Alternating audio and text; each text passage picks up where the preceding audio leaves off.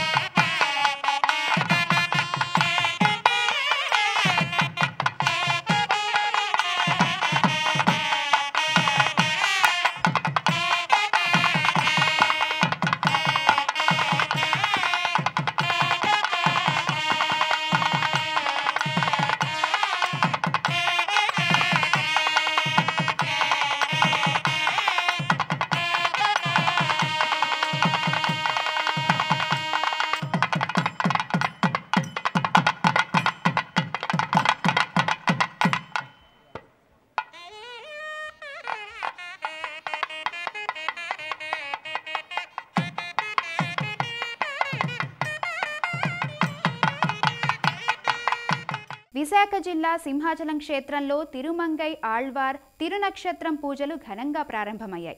ఉత్సవాలను పురస్కరించుకొని ఆలయ స్థానాచార్యులు టిపి రాజగోపాల్ నేతృత్వంలో అర్చకులు విశేష పూజలు నిర్వహించారు. దివ్య ప్రబంధ పారాయణం చేశారు. డిసెంబర్ 4వ తేదీ వరకు జరిగే ఈ తిరునక్షత్ర పూజల సందర్భంగా ఆలయంలో జరిగే నిత్య కళ్యాణ ఉత్సవం, సహస్రనామార్చన, స్వర్ణ తులసి దళార్చన, స్వర్ణ పుష్పార్చన తదితర ఆర్జిత సేవలను రద్దు చేసినట్లు రాజగోపాల్ తెలిపారు. నైరుతి బంగాళాఖాతంలో కొనసాగుతున్న తుఫాను ప్రభావం కారణంగా తిరుమలలో భారీగా వర్షపాతం నమోదవుతోంది.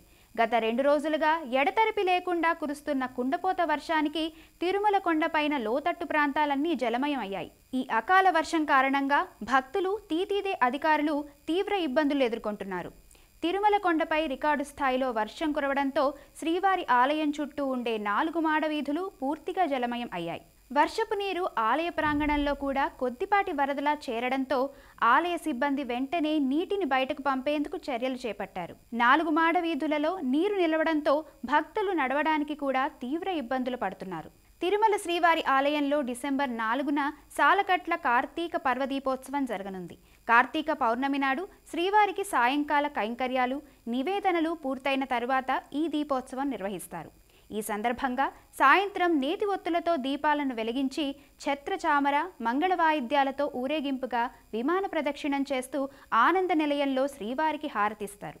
ఆ తర్వాత వరుసగా గర్భాలయంలో కులశేఖరపడి, రాములవారి మేడ, ద్వారపాలకులు, గరుడాళ్వార్, వరదరాజస్వామి సన్నిధి, వకుళమాత, బంగారుబావి, కళ్యాణ మండపం, భాష్యకారుల సన్నిధి, యోగ నరసింహస్వామి, విశ్వక్సేనులు, ధ్వజస్తంభం, క్షేత్రపాలకుల సన్నిధి, తిరుమలరాయి మండపం, పూలబావి, రంగనాయక మండపం, మహాద్వారం, బేడి ఆంజనేయస్వామి, శ్రీ వరాహస్వామి ఆలయం, స్వామి పుష్కరిణి వద్ద దీపాలను ఏర్పాటు చేస్తారు. భాగ్యనగరంలో భద్రాద్రి శ్రీ సీతారామచంద్ర స్వామి వారి కళ్యాణం కన్నుల పండుగ జరిగింది. రవీంద్ర భారతి ప్రధాన మందిరంలో భద్రాచలంలో జరిగే కళ్యాణాన్ని తలపించేలా ఆలయ అర్చకుల పర్యవేక్షణలో వేద మంత్రాల నడుమ కళ్యాణ మహోత్సవాన్ని జరిపారు. స్వామివారికి పట్టు వస్త్రాలు, ముత్యాల తలంబ్రాలు సమర్పించి భక్తులు భక్తి పారవస్యంతో జై శ్రీరామ్ నినాదాలు చేశారు. శ్రీ సీతారాముల ఉత్సవమూర్తులను అలంకరించి పచ్చని ప్రధాన మందిరంలో సుముహూర్తాన మాంగళ్యధారణ చేశారు. మారగాని శ్రీనివాసరావు అధ్యక్షతన హరిహర ఫౌండేషన్ ఆధ్వర్యంలో జరిగిన పరిణయోత్సవంలో భక్తులు పెద్ద సంఖ్యలో పాల్గొన్నారు.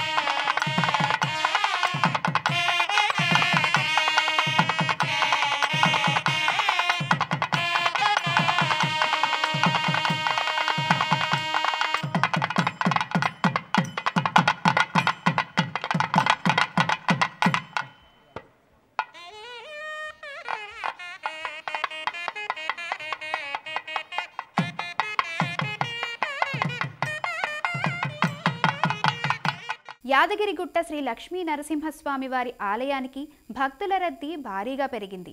ఆదివారం కావడంతో భక్తులు భారీగా తరలివచ్చారు. క్యూ లైన్లో భక్తులు బారులు తీరారు. ఉచిత ప్రవేశ దర్శనానికి దాదాపు 2.5 గంటలు, ప్రత్యేక ప్రవేశ దర్శనానికి 1.5 గంటల సమయం పట్టింది. ఆర్జిత సేవలు, నిత్య పూజల్లో పాల్గొని భక్తులు మొక్కులు చెల్లించుకున్నారు.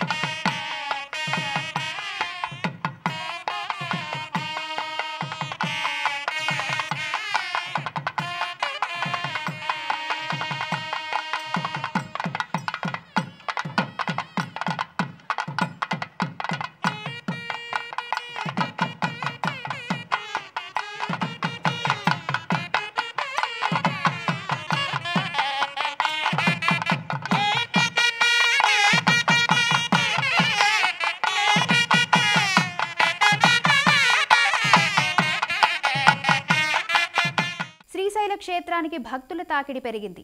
తెల్లవారుజాము నుంచే భక్తులు పాతాళగంగలో పుణ్యస్నానాలు ఆచరించి స్వామి అమ్మవార్ల దర్శనార్థం క్యూలైన్లలో బారులు తీరారు. స్వామివార్ల దర్శనానికి భక్తులు అధిక సంఖ్యలో తరలివచ్చారు. దీంతో స్వామి అమ్మవార్ల దర్శనానికి సుమారు 3 గంటల సమయం పట్టింది. భక్తుల రద్దీ కారణంగా ఆలయ క్యూలైన్లలో భక్తులకు ఎటువంటి ఇబ్బందులు కలగకుండా స్వామి అమ్మవార్లను దర్శించుకునేలా ఆలయ అధికారులు అన్ని ఏర్పాట్లు చేశారు.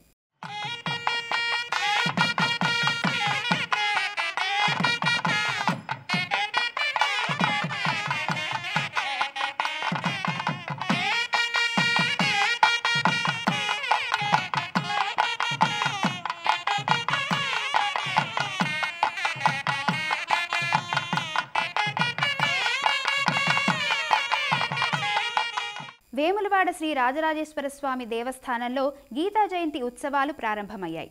3 రోజుల పాటు జరిగే ఈ ఉత్సవాల్లో భాగంగా తొలి రోజున శ్రీ స్వామివారికి మహన్యాసపూర్వక ఏకాదశ రుద్రాభిషేకం ఆలయ అర్చకులు నిర్వహించారు.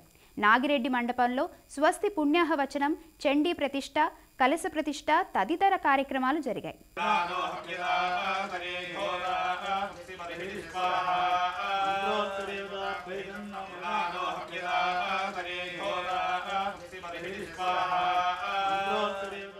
వేములవాడ శ్రీ రాజరాజేశ్వర స్వామి, శ్రీ భీమేశ్వర స్వామి ఆలయాల్లో భక్తుల రద్దీ కొనసాగుతోంది.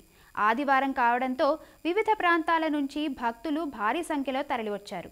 ఆర్జిత సేవలు, కోడెమొక్కులు, అభిషేకాలు, అన్నపూజల్లో భక్తులు పాల్గొన్నారు. స్వామివారి దర్శనానికి 3 గంటల సమయం పట్టింది. భీమేశ్వర స్వామివారిని దర్శించుకున్న అనంతరం భక్తులు బద్దిపోచమ్మకు బోనాలు సమర్పించారు.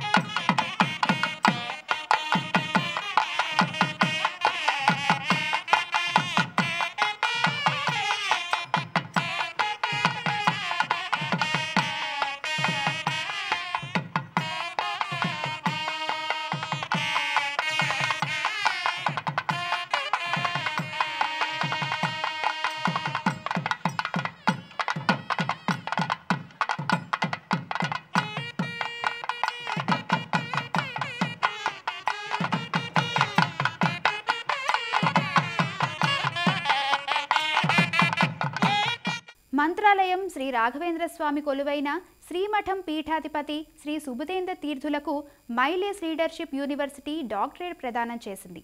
శ్రీమఠం ప్రాంగణంలోని యోగీంద్ర కళామండపంలో ఆఫ్రికా దేశానికి చెందిన Myles leadership university vice chancellor K Ravi Acharya పీఠాధిపతికి గౌరవ డాక్టరేట్ను అందజేశారు. ఈ సందర్భంగా పీఠాధిపతికి శ్రీమఠం అధికారులు పూలమాలలు సమర్పించి పుష్పవృష్టి కురిపించారు. ఈ కార్యక్రమంలో Karnataka high court chief justice K Sridhar Rao, former vice chancellor V R Panchamukhi, Mahopadhyaya doctor Haridasa Bhat, Hassan university vice chancellor T C Tarnath, leadership university Rajendra Kumar తదితరులు పాల్గొన్నారు. ఆదిలాబాద్ జిల్లా కేంద్రంలో బెల్లూరి అయ్యప్ప ఆలయ సేవా సమితి ఆధ్వర్యంలో అయ్యప్ప ఆరట్టు మహోత్సవం వైభవంగా జరిగింది. ఈ కార్యక్రమానికి ముఖ్య అతిథులుగా శ్రీ రామచంద్ర గోపాలకృష్ణ మఠాధిపతి యోగానంద సరస్వతి, ఎమ్మెల్యే పాయల్ శంకర్, మాజీ మంత్రి జోగు రామన్న పాల్గొని ప్రత్యేక పూజలు నిర్వహించారు. అనంతరం పల్లకీ సేవలో పాల్గొన్నారు. ఈ సందర్భంగా మాట్లాడుతూ ఆధ్యాత్మిక కార్యక్రమాల్లో భాగస్వామ్యం కావడంతో మానసిక ప్రశాంతత చేకూరుతుందని తెలిపారు.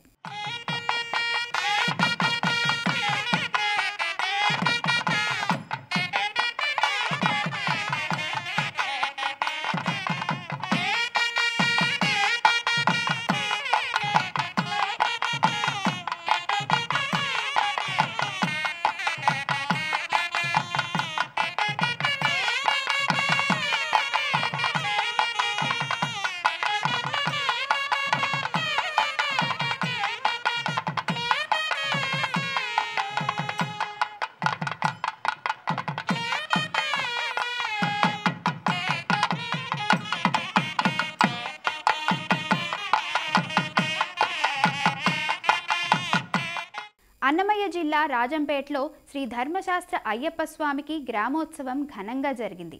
అయ్యప్ప స్వామికి భక్తులు ప్రత్యేక పూజలు చేశారు. అనంతరం స్వామివారికి గ్రామోత్సవం నిర్వహించారు.